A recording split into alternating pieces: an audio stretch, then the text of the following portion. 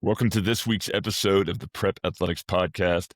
I'm proud to have on former D1 player and coach, George White. Now, George White runs a company called RecruitU, and he helps players find the right fitting college through his whole method he goes through by finding out about how good you are on the court, in the classroom, what your interests are. And he takes all the colleges out there and specializes in making a list for you that is the right fit for you. And then they work with you to reach out to these programs. On this episode, we talk about him playing at Harvard, right, after growing up in the Philadelphia area. And he's coached at the D3, D2, D1, NBA, G League, all those different levels. So we talk about what it's like, the differences between each, what keeps a G League player from making it to the NBA.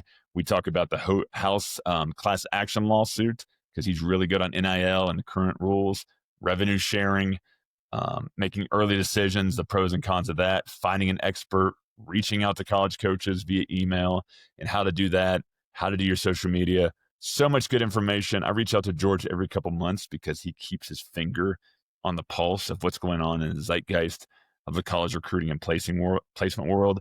And it fits pretty good into what we do with prep schools as well. So it's good to have him on and all his expertise. If you like the Prep Athletics Podcast, be sure to subscribe on all the major podcasting platforms to include YouTube, where we put bonus content. And if you have any questions on prep school, go to prepathletics.com. That's our website. Everything's on there. Everything's free on there to help guide you on how the prep school process works. Just sign up for the newsletter if you want to keep up to date with what's going on each month. And if you got any questions, reach out to me. We'll get back to you and would love to help you. So with that being said, enjoy this week's episode of the Prep Athletics Podcast with RecruitU's George White. Welcome to the Prep Athletics Podcast. This is Cory Heitz. Some battles. I'm not sure if they got us. If they did, maybe. So you will get better as a player during that year. So it was kind of exciting. Like, oh yeah, somebody wants me.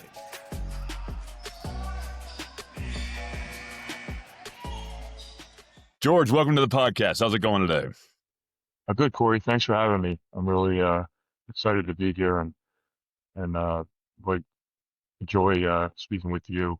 You're so knowledgeable about this college landscape, and especially as it relates to recruiting. So absolutely, and that's why we had you. That's why we had you on as well, because you've got your finger on the pulse of what's going on. But before we get into what your expertise is, let's go back and tell me where you grew up and what got you into basketball.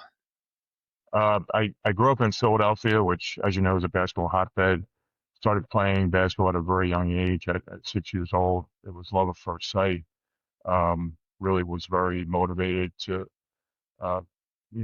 play against the highest competition and improve. And in my view, not kind of get caught behind anyone else from a competitive standpoint. So I was fortunate to play also at a very strong high school program, Holy Ghost Prep, and get great coaching. And then I was always seeking the best competition. Through that, that was pre-AAU. I was able to get recruiting attention and was recruited at the Division I level here locally, St. Joe's. But then, I did pretty well academically and was recruited by all the Ivies in addition to that. So that's kind of been my playing background, and then went on to not only work in business, but then transition into college coaching also at all levels of college. Yeah. Now back up there, you picked Harvard to play at. What was your decision-making process with you, your family, and your coach on choosing Harvard? Like, what stood out to you? Because you're helping kids all the time with college decisions, and I want to know how you chose that one. Yeah, I mean, in hindsight, I probably should have hired myself, because I didn't necessarily go through our entire process, probably part of it. But I knew that I wanted to try to combine the best opportunity to play. Like, I was really realistic. Like, I knew I wasn't going to get paid a whole lot of money to play basketball after college, but I knew I wanted to get playing time. That was really important to me. So I was focused on kind of the right level that matched mine, which is kind of what we do in our company, but also the best academic situation, again, because I felt like career-wise, again, I wasn't going to be playing in the NBA in all likelihood, so I needed to make sure, I set myself up to be successful down the road. Harvard was a little bit like it was way outside my sort of initial targets. Like I grew up in a very kind of middle class neighborhood, so it wasn't like anyone even thought of going to an Ivy League school. Um, in kind of my environment. But once they started recruiting me, I became interested. My final three for Harvard, Yale, and Princeton, and Princeton was a little bit too close to home. I wanted to get away and have that experience. And then, Harvard, I love Yale, love the campus, love the people. Probably fit in there better socially. But I just was intrigued by Harvard and the name and the reputation. And in that sense, it was a little bit of a roll of dice, which was true because it was a huge culture shock for me. But for all those reasons, is really why I chose Harvard. Love it. Love it. And now you're in that amazing alumni network. And now you guys are in the news, which we won't get into nationally right now, but what a great institution. Now, what also makes you unique, George, is, and we're going to get to your company here in a second, but you've coached at the D3, D2, D1, NBA's levels. Like, you have got a background like not many coaches out there. Tell me the glaring differences between those levels and how it's helped you get where you are today. Yeah, I mean, the NBA level is you can't even compare it. I mean, there's guys. I mean, I coached, it's at the NBA level with the Nuggets, and then also coached in the D League back then, which is now called the G League, and the level of athleticism and skills and size is just such a leap from even high Division One. There were guys I coached in the G League. I was like, why are these guys not good enough to play in the NBA? But they just, they either didn't do something. NBA guys, they're either just, world class talents, or they do something really, really well, rebounding, and they find their niche, defending. These guys, it just boggled my mind. They weren't good enough to play in the NBA. But tell me what that is, George. Sorry to interrupt you, but tell me what that is. Like, if you saw guys in the G League that had that talent, was it something in their personal life? Was it something they weren't professional, didn't show up on time? Like, what was the factor, or was it just timing? Yeah, I mean, some guys did get a cup of coffee, and what set them apart is they really were focused and pros about their approach and all that. Other guys, quite honestly, they just weren't good enough. There was just a disconnect athletically or skills wise. Now we were very lucky with this team that we coached. We actually won the championship that year, and it was a real pleasure because the guys, despite the fact they're all competing to get a spot in the NBA, it was a very unselfish group. A couple guys had NBA experience. They kind of floated up and down during our season, but they all were very dedicated for the most part to their game. Good teammates, mature. Like I said, we're really lucky with this group. There just was a talent gap, or they just didn't have that one niche talent that they did really well, or they didn't focus on it. So that was really the disconnect. And it just, like I said, it was, I couldn't understand, like, these guys were so talented, so good. Why were they not good enough to be in the NBA? And that, after spending more time on both sides of it, kind of realized that was the issue. Yeah. Do you know it's easier to get struck by lightning twice than to make it to the NBA? I'm sorry, I didn't hear what you said.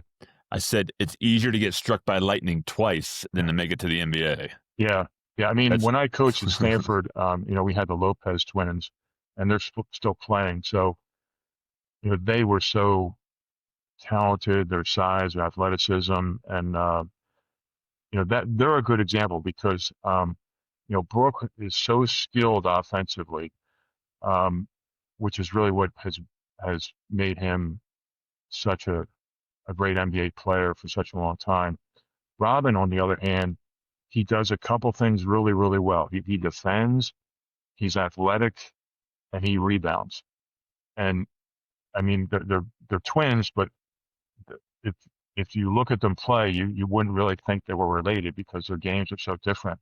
The one thing that Brooke has done though is he's made himself much more athletic. His movement is, such a significant improvement over where he was, not just at Stanford, but in his early NBA career. So those are actually good examples of why guys do make it in the NBA. They're very skilled, they're very specialized, and they continue to work and get better. I love it. So you took this background of coaching at all these different levels, of playing at the D1 level yourself, and you started a business, which is how you and I got connected about 10 years ago. Tell those listening to the podcast what your business is and how you help basketball players. Yeah, so our business at RecruitU is really focused on utilizing experts. So we use college level coaches in each situation with our athletes to identify not just level of play, but areas in which they can improve, but also kind of market themselves, kind of giving back to the Robin Lopez example. So when we work with players, we do a very deep dive. So we'll watch 4 or 5 full game videos of them. So it's not based on highlights. But when we help them with their profile, we kind of give them what their selling points are, or if they can enhance certain skills, what their selling points might be to really position themselves. Like this recruiting thing, which you probably talk about, has gotten so challenging for high school and prep school kids. You really need to try to distinguish yourself. So if you position yourself as, I'll use Robin for example, as a poor man's Robin Lopez, if you're, a post player, but can also rebound and defend the perimeter, like that's really what we try to indicate to them that they should sell themselves. Because when they tell a coach that the coach is going to remember that. So you have to be memorable when you're positioning yourself to be recruited. The other thing that we do, which I think is unique, is we take a very holistic approach to it. So when we work with athletes, our focus is not getting them recruited by 50 or 100 or power conference schools.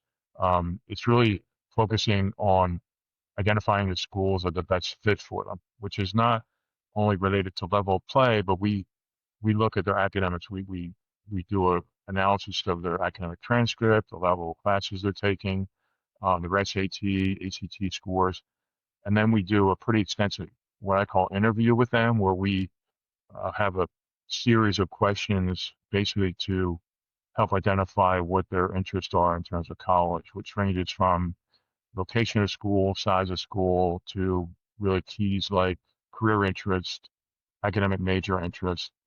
And then we mesh all that due diligence we performed on the sports side and the academic and the interest side to identify a relatively short list of schools that are the best fit for them. So the value of that, as you know, is it gets them very, very targeted. So I say this all the time. Athletes and their parents typically hope to get recruited.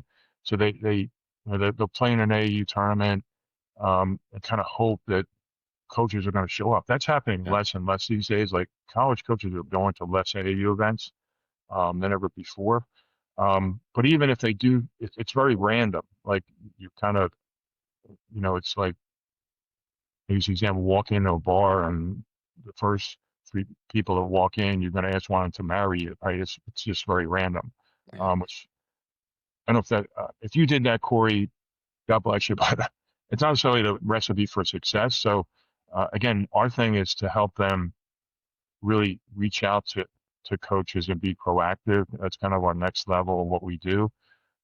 Because typically the schools that we identify are not just a fit for the athlete, but also typically 60, 70% of the time for that college coach. So we work with them to develop a strategy. So hope is not a strategy. Hoping that someone's going to show up to recruit you is not a strategy. So we really focus on getting them very strategic about it, very proactive. You really have to recruit the recruiters these days, not kind of wait or hope for them to recruit you. And that's really how we go about what we do. It's very expert driven, due diligence driven, process driven. And, fortunately for us and our athletes, we've had a really strong track record. Love it. Now, when a family hires you and you do get it all narrowed down, the next step from there, do the families reach out to those schools, or are you doing that for them? Yeah, so our next level kind of service is we do reach out on their behalf, which has high value, as you know, because like we're in the coaching network. So we Yep. typically get a very quick response from a college coach when we reach out to him or her. Um, that's really hard to do. It's hard to do for anyone, particularly a parent or an athlete. And even if it's not a fit, at least we know so we can Yeah. help our athletes not waste time chasing even a school that might be a good fit.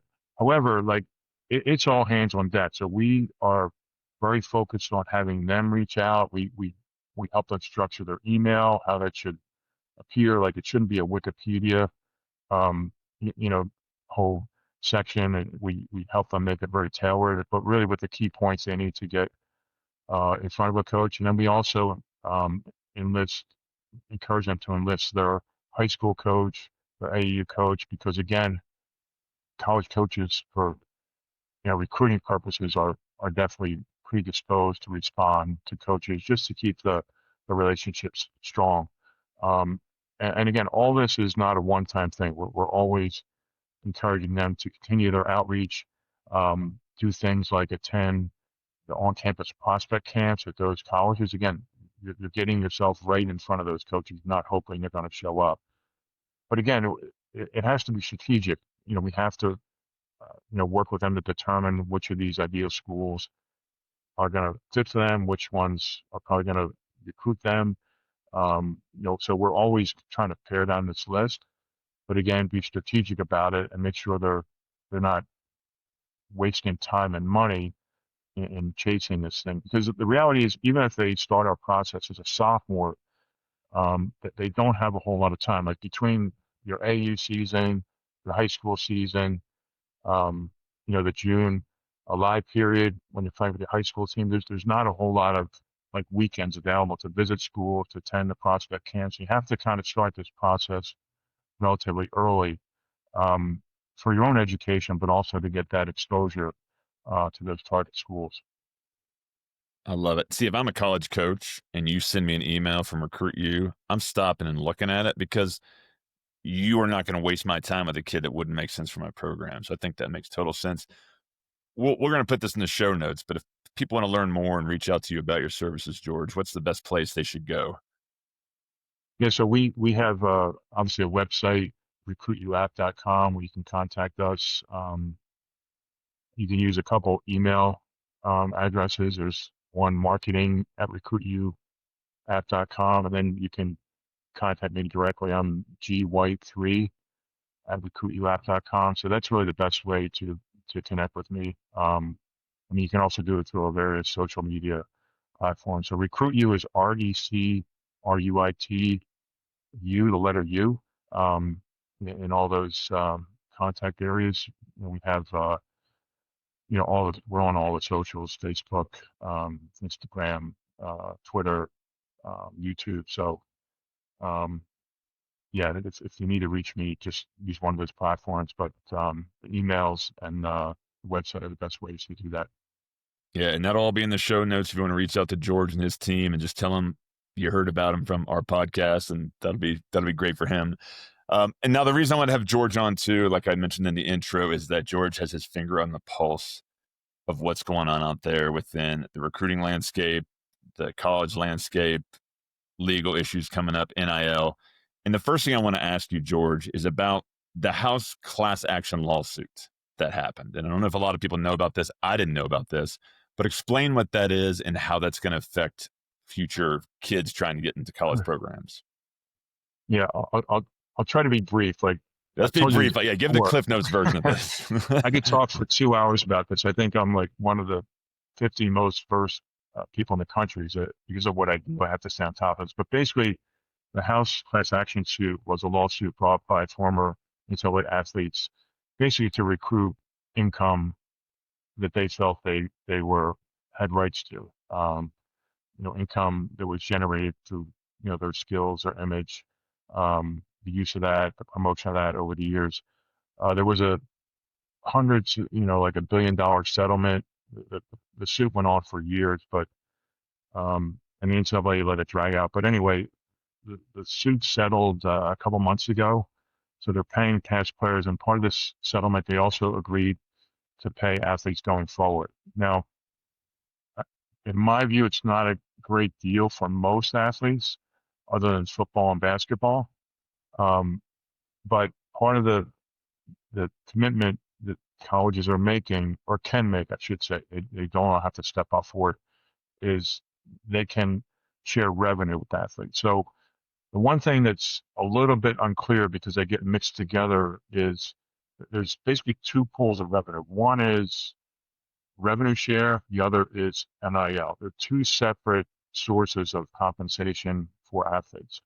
The revenue share amount at Division I is a little over 20 million that they can share with all athletes across the board.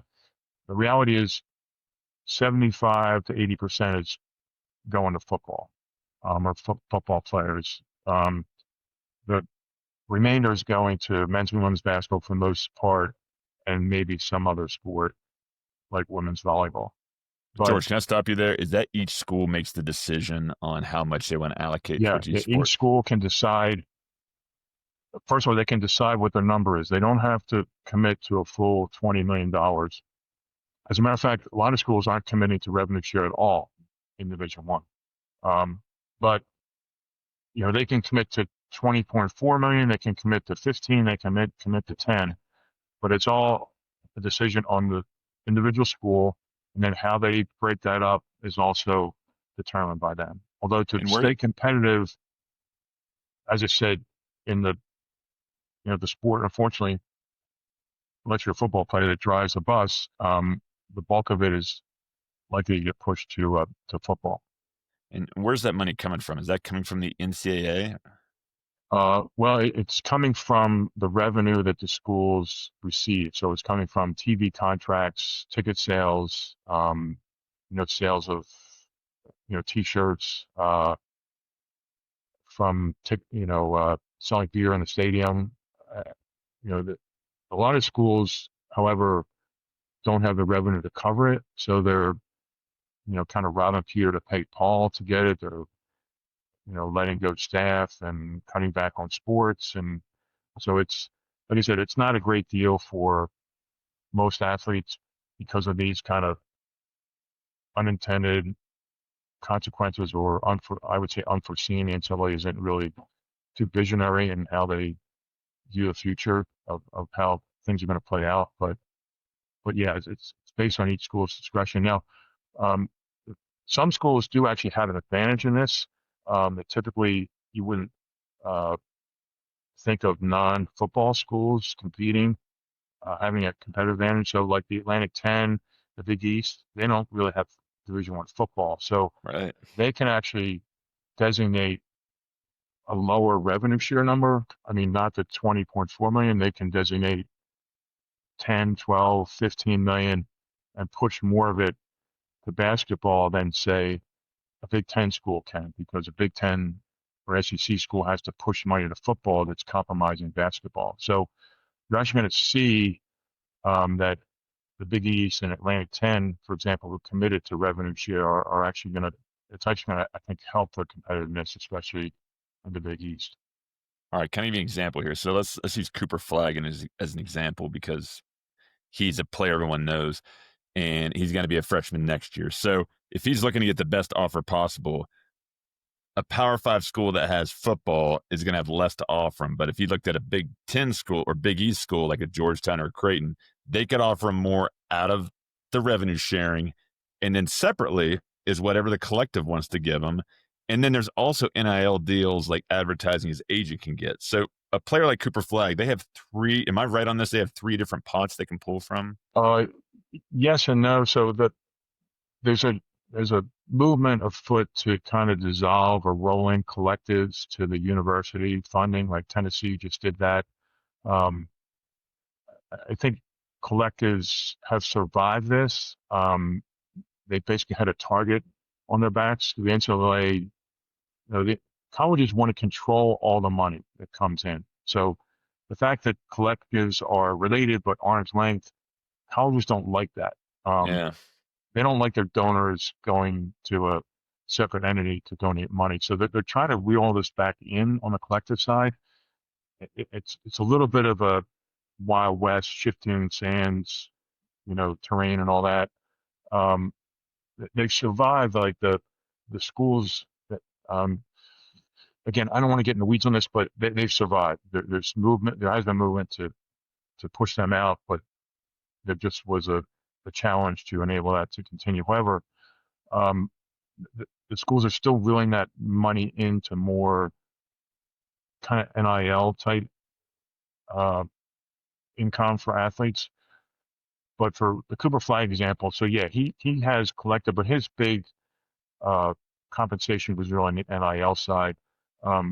If he were to be recruited now, certainly a Big East school might be able to, pay him more in revenue share than say Duke would, but Duke might be able to compensate on that for helping him generate more revenue share on the NIL side. So, for example, Tennessee just signed a big equipment deal with Adidas, and part of that money is like anything, like there's obviously a lot of equipment involved, but there's also cash involved. That cash is going into a nonprofit entity. Tennessee is going to try to push back to athletes. So a lot of colleges are setting up almost like a agency within their departments to generate NIL opportunities for their athletes. So it's a little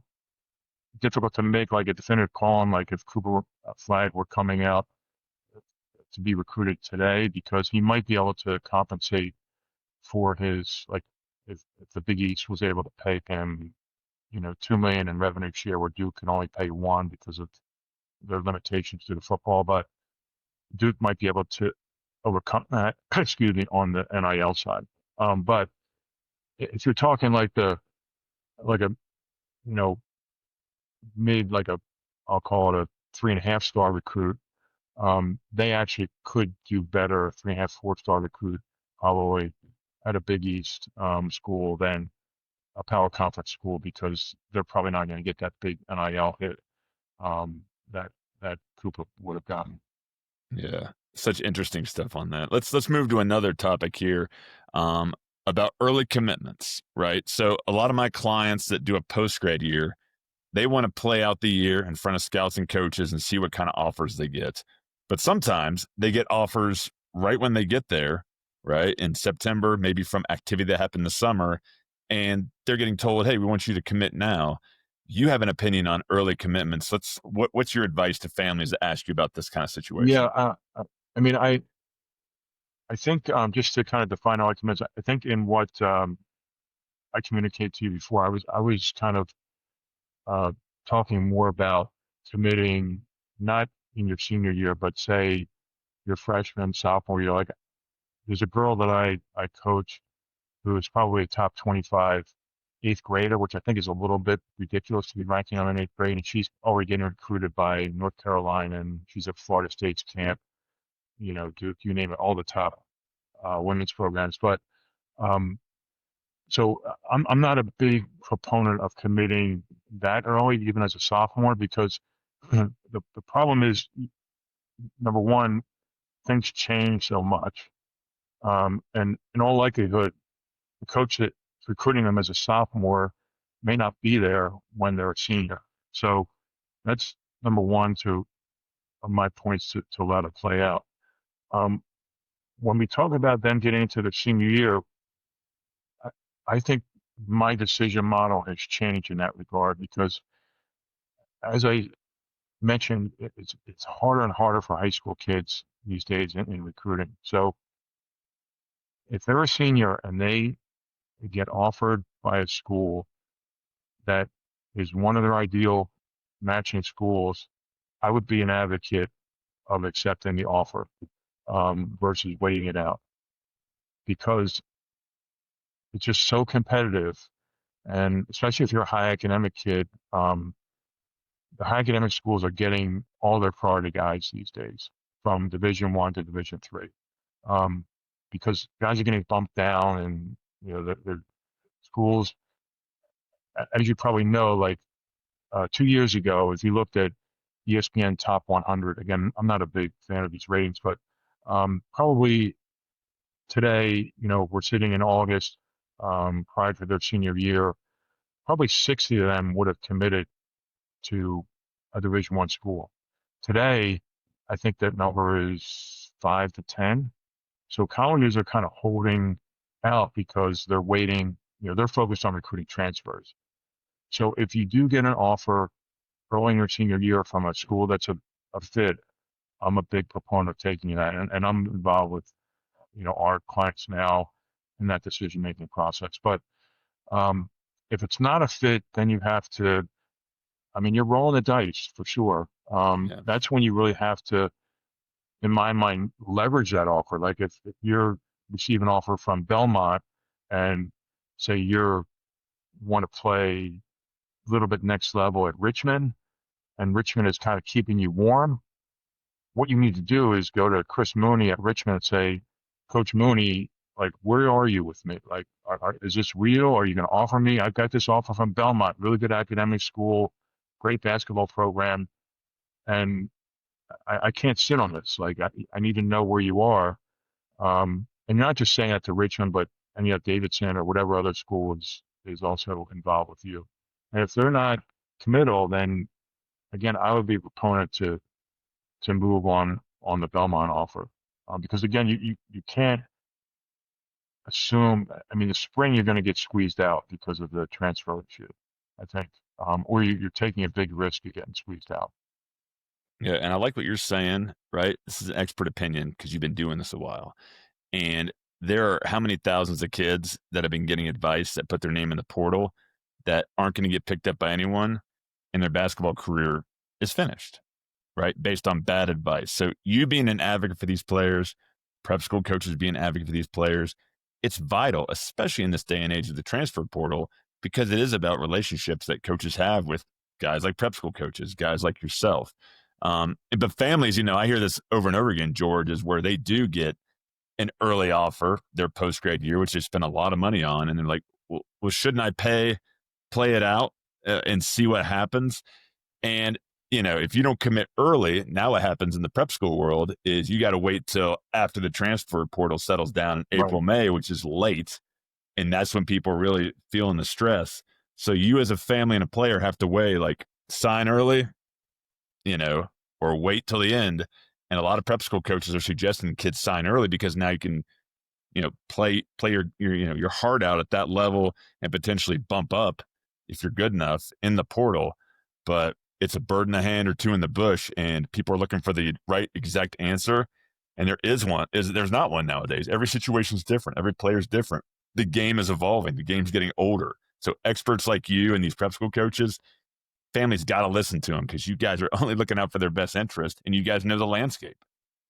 Yeah, that's why it's important to really try to identify and connect with schools that are best fit for you, because then ideally you're getting an offer from a best fit school, and it's not necessarily a school that's sort of out of that box, which creates more uncertainty. Like, am I going to get one of my best fit schools recruiting? Like, that's really stressful, and a tough decision.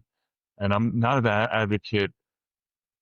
I know this is the way the world works, but I'm not an advocate of selecting a school with the mindset being, well, I'm going to go there and just, kind of stand out and then transfer elsewhere. Like, I'm a big advocate of picking a school with a view to staying there for 4 years. Like, we have kids now that are basically have attended 4 or 5 schools during their college career. The problem with that is they're probably not going to end up graduating. Like, you can't transfer all those credits. They're not all transferable. It's hard to do when you transfer once, let alone 4 or 5 times. So, again, if you position yourself with your best fits, then that decision on the early offer is much easier to make because it reduces your uncertainty. Yeah. For what I think are the long term, like, for me, a good outcome is graduating and, getting an opportunity to pursue a career and having, that doing that thing that you like and have that economic security to it. So Yeah, but the changing market now. I mean, I just saw an article yesterday in the New York Times saying that people graduating with computer engineering degrees now, because of AI, are now looking to get jobs at Chipotle. That's a headline clickbaity type title, but it's a weird landscape we're in college wise. Now, you mentioned something called a parallel path in college if you don't play your sport. Can you explain that? Yeah, because of the way that recruiting stands right now, as we just talked about, that it's gotten much more challenging for high school athletes. We also work with athletes, especially those that are strong students, to, but really it's relevant to any student athlete to have not just a ideal matching school path for your sport, but also have one if you just go and don't play a sport. Because these days you can't, as I said, assume that you're going to get recruited or recruited at the level that you prefer. So you need a backup plan. And hopefully the recruiting thing will work out. But these days you just can't assume that. You really have to cover yourself by having the parallel path schools. So those parallel path schools, in our view, are also schools that are a good fit for you, but just taking out the sports component. So it might be, you might be interested in pre-med, and you're a Division III athlete, and Johns Hopkins and Carnegie Mellon are on your list, on your recruiting list. However, your parallel path list might include a school like Pitt that has a great track record of getting their pre-med students into medical school. So like we break all this down. Like we know the schools that have a strong record of getting into medical school or business school or whatever. So we're holistic about this. So that is important because again, you don't want to be sitting there in April and all the slots being taken at Pitt, for example, because all the other students have applied in the fall. So that's why we kind of work with athletes who are in this situation to have, recruiting schools and then the schools that would fit you if you want playing sports in college, which is in this environment, I think, essential. Yeah, I love that. I love that option. Now, you mentioned you reach out to college coaches. I want to circle back, and you also have your clients reach out to the coaches as well. For those folks out there listening that want to kind of get some tips on who to reach out to in a college basketball program or how to do it or what to include in the subject line or what to include, like what's your Cliff Note version of what players and their parents should include in an email to college coaches? Yeah, definitely. Cliff Notes is a good description of it. We have our athletes be very bulleted. So this includes your key information, your contact information, your high school, your stats, your coaches and their contact information. Include a link to your highlights, and we're very specific about how to put a highlight video together, which most people I don't think would understand how to do that effectively. And then you also want to include a link to your full game videos because college coaches are going to make their recruiting decisions on full game play, which is why we use full game, several full games in our evaluation. And then you also want to include a copy of the transcript, your AAU team, and that's first step. So you want to be concise, but also indicate when you send that email to a college coach, you don't want to be you want to cut and paste that stuff, but in your intro to the email, you want to show the coach that you've done your homework on the school. So I'll use a pre-med example again. If you're interested in Pitt or Carnegie Mellon, depending on the level of play you are, you want to indicate, I'm interested in your school because of its strong success rate of getting students into medical school. And I'm interested in pre-med. I want to be a neurosurgeon or whatever the case may be. That really catches a coach's attention. And again, it gets back to what I mentioned before. You really have to distinguish yourself from other athletes, because they, I was on that end. You get thousands of emails from student athletes and their parents and coaches. So you have to set yourself apart from that group in some way, and also show the coach that you just didn't cut and paste, all the content, and they're just getting a generic email. That you've done your homework, you recognize the value of their school, why you're interested in the school, because especially in this environment with so many transfers, college coaches are going to be predisposed to athletes who they get a sense that they're going to have a long-term commitment to that school. So it doesn't have to be pre-med, but if you indicate because of their business program, because of their education program, that's going to resonate with them, that you might stay there for more than 1 year. But again, it's going to kind of be in their mind. Again, and also compare yourself to a player, a poor man's Robin Lopez or Book Lopez because of your skill set. But again, keep it brief, keep it bulleted, have all those key elements in there. And then that's just step one, as I mentioned. Then you want to follow up with them with regular emails, kind of reiterating not just that, but also like your AAU schedule. Like, coach, I'm playing, on court 4 tomorrow at Spooky Nook, in Pennsylvania, at whatever group event. Just, you need all this follow-up. But on the other side, and I know you do this much better than I do. I need to take the tutorial, but the social media stuff is also important, because coaches are spending more and more of their time following kids on social media. So like on your Instagram page or your YouTube page, you want to, always update that with new highlights, new stats. If you had a good game, push that out. Follow coaches, because if you follow a coach that's on your ideal list, there's a good chance they're going to start following you, because they'll see you're following them, and that'll be a hook for them. Include your contact information on your Instagram and other socials, your email address. I wouldn't necessarily put your phone number on there, but how they can reach out to you.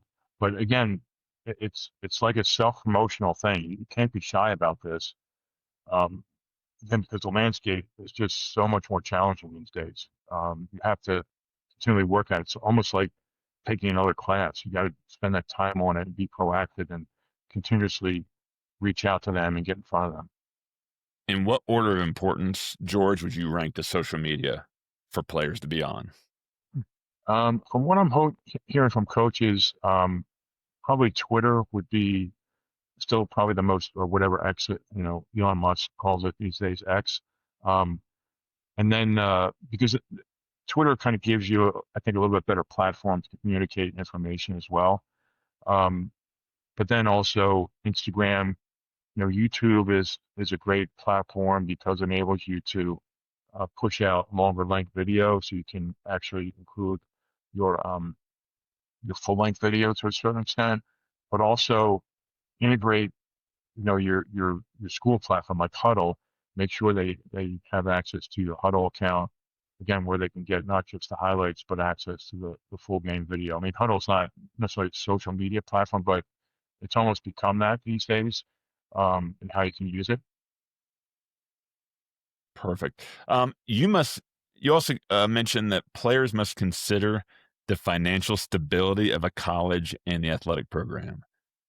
I don't know anyone else mentioning that. So tell me what people should look for, where they should look for it, what questions they should ask, and what examples you've seen where like this is actually taken hold. Yeah, I mean, it's happening, unfortunately, almost as we speak, weekly. Schools are either going out of business, or in the case of St. Francis, who actually made the NCAA tournament this year in Division I, they are dropping to Division III because they just don't have the resources anymore to compete at Division I. So it impacts the school as a whole, whether they can continue to stay in business, but also there's ramifications on the athletic side, and in some cases they're related. The challenge that colleges face these days, if they don't have a substantial endowment, is that many of them are enrollment driven. And what's happening in there is what's called an enrollment cliff, where the demographics of the number of students applying to colleges today going forward, it is dropping off substantially. So the numbers are just so much less, and colleges that are enrollment revenue driven are really struggling with that.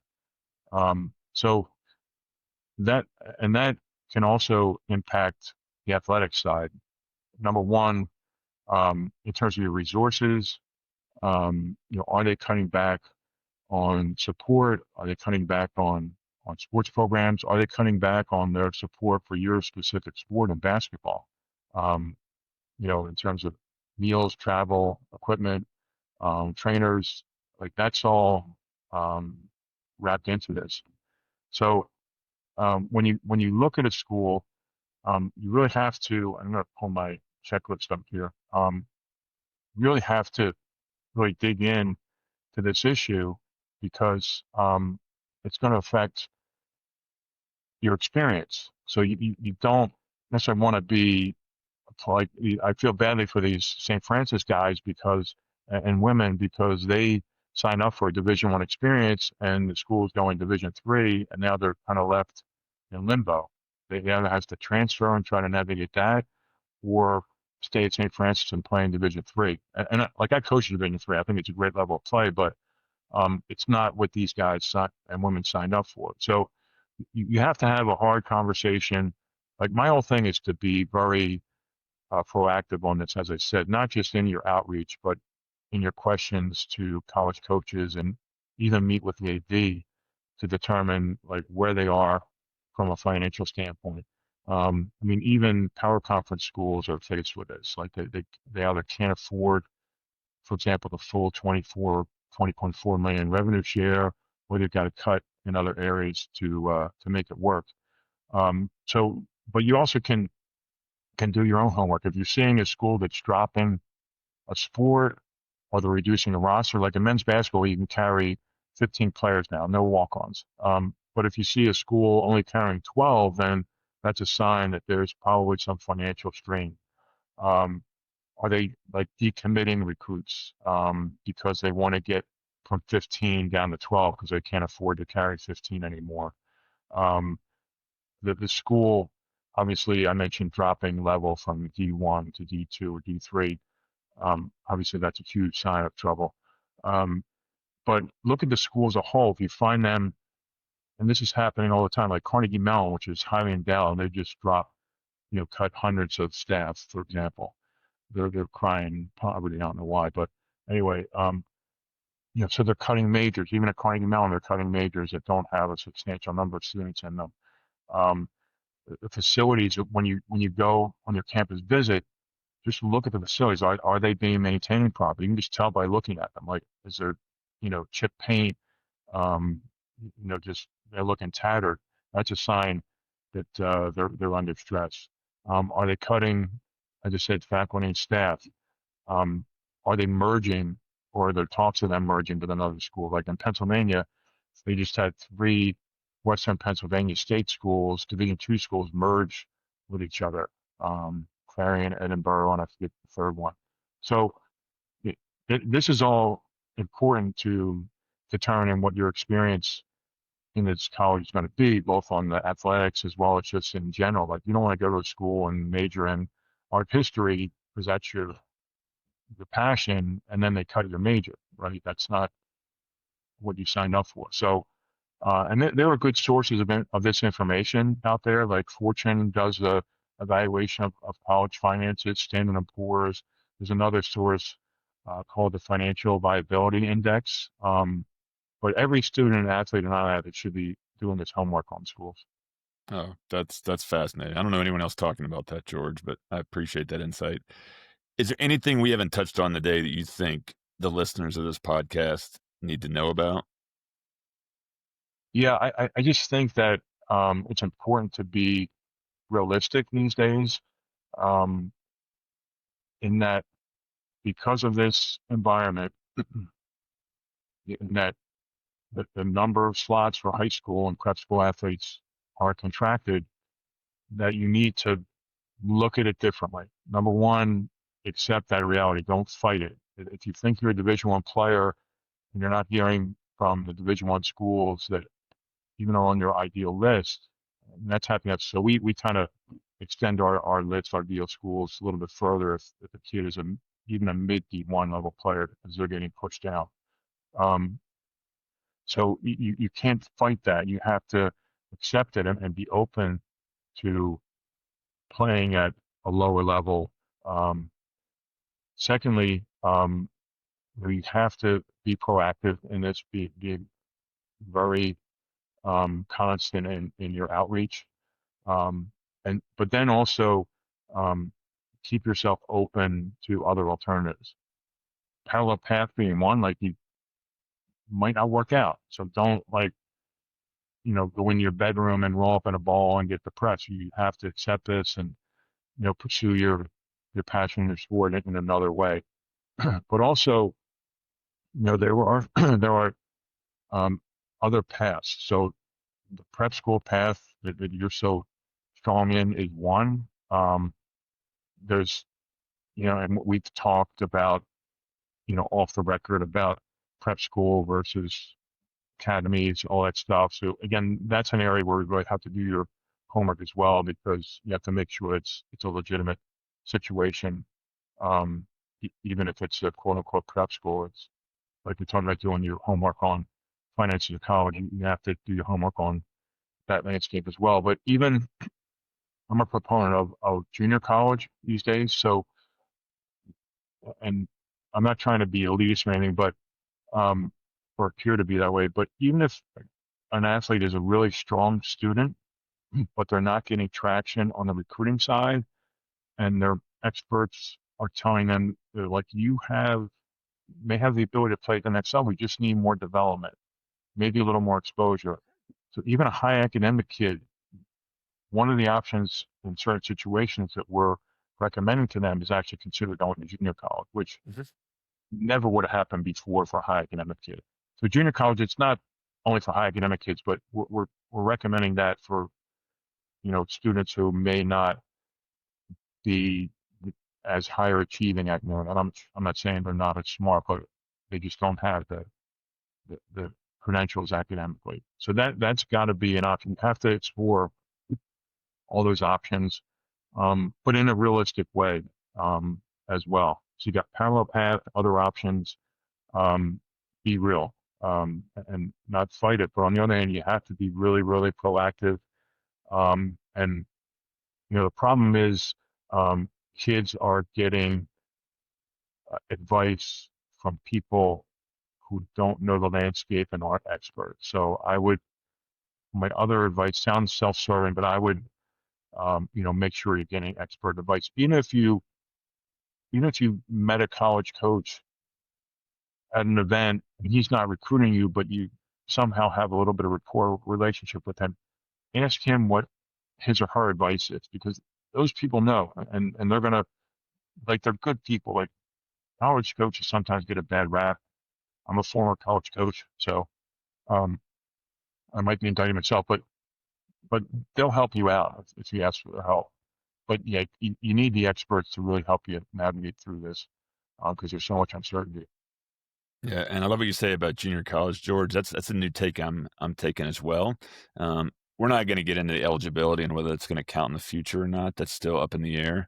But there are kids now that'll do a post-grad year and don't like the options they got. And prep school coaches now have some trusted junior colleges on call to send those kids to. And we've had a couple prep athletics clients have taken that route to see if they can do better, and it's worked for some. So I think that's good. But certain prep schools, right, of the higher echelon don't want their kids matriculating to a junior college because it doesn't look good to their brand, right? So that'll be a question to ask if you're talking to a prep school coach is, what are your thoughts on JUCO placement if I don't get the offer I want? Because I think each coach might have a different opinion on that, but it's evolving as each year goes on if players aren't satisfied with what they've got. So, but we've done episodes on junior college and how to pick those. So look at that in the past. But George, I really appreciate your friendship, your guidance, your expertise on all this stuff. We touch base every couple months to fill each other in on the latest in our respective areas of the basketball recruiting world. And I just want to say thank you for being a friend and thanks so much for coming on today. Yeah, I feel exactly the same, Cory. I really appreciate the opportunity. I enjoy having these discussions, but really helping kids and parents and coaches, really have a strong sense of this whole process and landscape and what's happening. Because, up until a month ago, it literally was changing weekly. So, and it will continue to do so. So yeah, thanks for the opportunity, and you've been a great friend as well. All right. Thanks so much for tuning in, guys. We'll see you next week on the Prep Athletics Podcast. Take care.